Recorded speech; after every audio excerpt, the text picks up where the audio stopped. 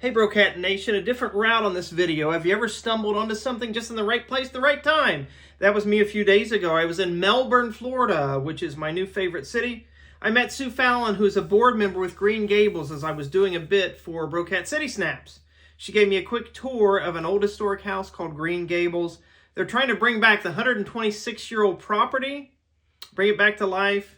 Reminded me of Back to the Future, Save the Clock Tower. So anyway, here's a brief exploration of this forgotten treasure. Green Gables, Sue Fallon. It's on Facebook.com, Save Green Gables. 5-year period. This is something notable here. It's from India and it's teak. Wow. It's been here and it's still in good shape. It's just pretty dusty. Beautiful.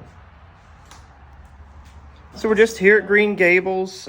It's an older home that's been restored, working on it. I'm here with Sue Fallon, and they have taken on the project of restoring all this. And right now it's gorgeous as it is, but what a beautiful place. This is the parlor. This shows you how the house transformed over a 5-year period, or actually beyond that probably. Wow. All right, Green Gables through the years. And the kitchen was on the other side, separated from the main house. Fundraising going on to be able to do that. Well, for this house. This was the open breezeway when the house was first built.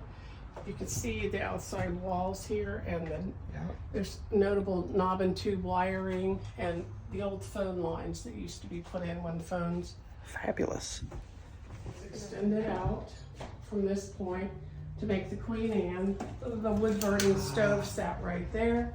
Right here was where the Iceman came and dropped the ice in the door for the ice trip. And they learn about Florida history, the house and the architecture. They do. It's no longer a bathroom.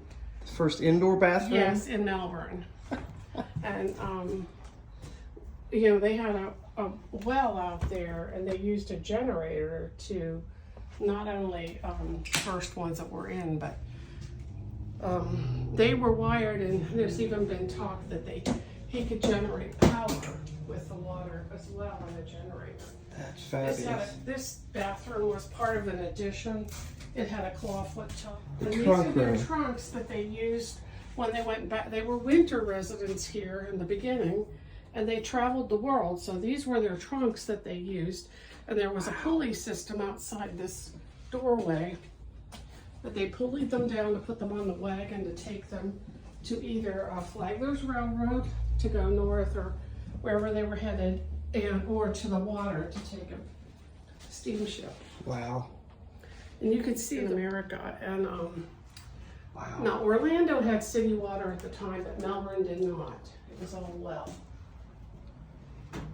And if you look inside those each closet in this house is very large, which was unusual at the time, because I believe they were taxed on their closets like that, like it was a room. And most people couldn't afford that, closets that were, and each room has, like up here especially, a working, well, each room downstairs even has something working. There was newspaper articles stating. You said master bedroom? This is the master. And then this is where the turret is on this side. And you can see how it's sinking because the porch is bad, and that's got to all be rebuilt. The only original pieces of furniture we have in the house at this time is this funds. If anyone has funding available that loves history. 10 years and another $1 million, and That's to what try it's to gonna refurbish everything. And, oh, sorry. The kids get to use. Now this one, oh wait, I have it backwards. I'm so sorry. And then Awesome. the kids get to use these. Octagon when they made the Queen Anne. And they transformed it into the Queen Anne over a 5-year period. And then this was first screened, and then they added the hurricane shutters. You can see the wood shutters. Yes. There's some stored upstairs. Green Gables. Beautiful, beautiful.